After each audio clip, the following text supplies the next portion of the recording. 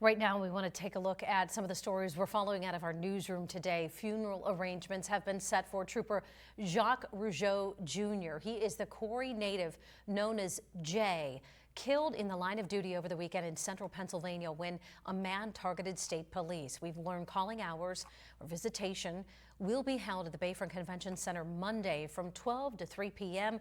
and again from 5 to 8 p.m. A service will be held Tuesday also at the Bayfront Convention Center at 11 in the morning.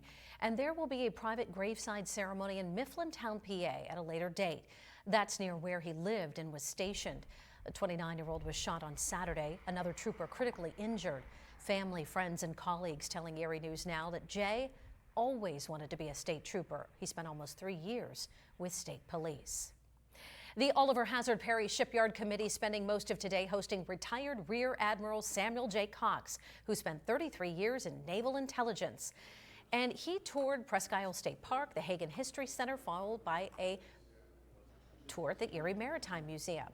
Now, the Navy reached out to Cox to visit our area as the Oliver Hazard Perry Shipyard continues to make its case to bring the USS Halliburton to Erie. The committee's wrapping up phase 2 of a 3-step application process, and we'll find out in 2024 if the Halliburton will become a floating museum in Erie, and if it does, the Navy ship will be located near Erie Sand and Gravel along the city's bayfront. Over the next 2 days, the National Transportation Safety Board, or NTSD, is holding an investigation hearing over the toxic train derailment in East Palestine, Ohio. Now, throughout this hearing, a representative from Norfolk Southern Railway and first responders will be testifying under oath on how they responded to what happened back on February 3rd, that is.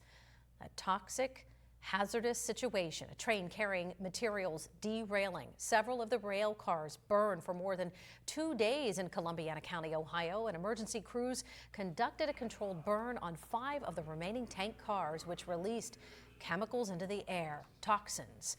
Today's hearing focusing on how communications were handled during the response times and the circumstances that led to the decision to burn the tank cars.